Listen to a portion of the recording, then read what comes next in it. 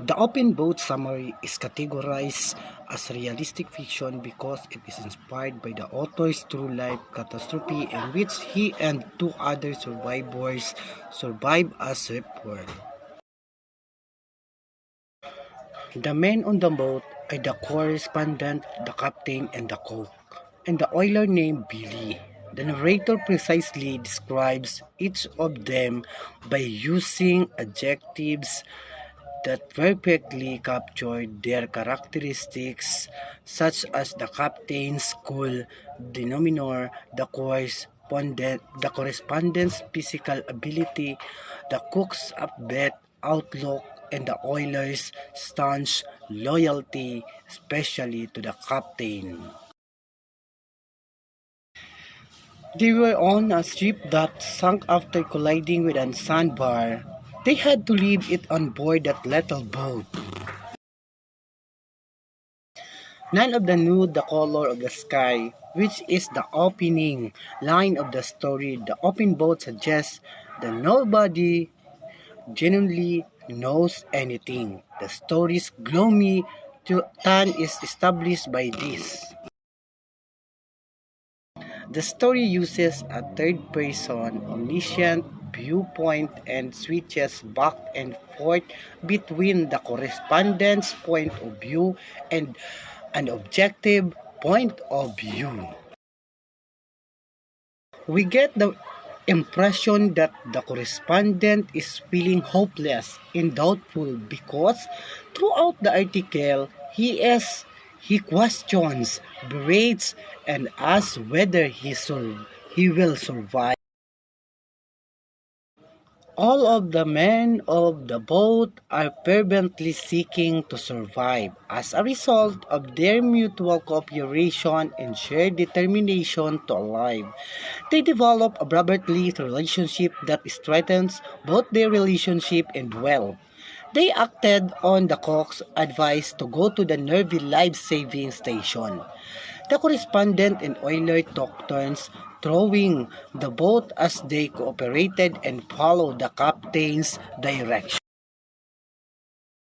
The men's greatest threat comes from the hardness of nature in their own brains, which they must overcome and neutralize in order to survive and live.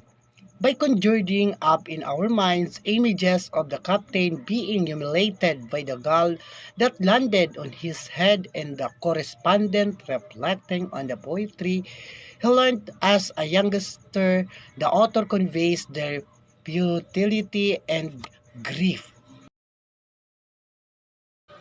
The captain suggested that they steer in the boat toward the shore until it capsizes. Then everyone should dive into the frigid water. While wearing a life jacket, the correspondent makes good progress, but ultimately comes into a current that forces him to turn around and head back to the boat.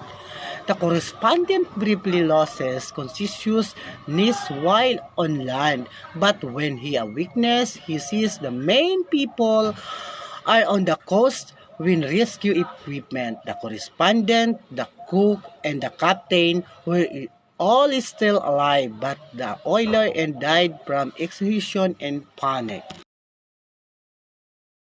They are contending with a self versus nature dilemma.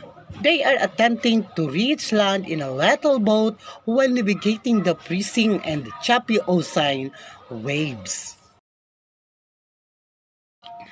The colors white, gray, and black are mentioned often throughout the entire book. Each of them expresses something and gives a foreshadowing of what would happen. And understanding each chapter of the book and figuring out whether the events are advantageous or disadvantageous to the characters depends on this. Black is often used as metaphor for death. Choose and distraction. Gray represent boredom and disinterest. With a white is a color associated with positive. It represent godness, purity, and security. The ocean waves allowed to both the irrationality of life and the forces of nature. The sea is a formless, voiceless phenomenon that lacks the consciousness it needs to justify its own experience. The boat is a metaphor for human life bobbing along amid the uncertainties of the cosmos. The shark represents the untamed nature that subdues man. On the one hand, Stephen Crane appears to assert that people cohabit harmoniously with nature, and the open boat which explores how mankind interact to one another and to the cosmos.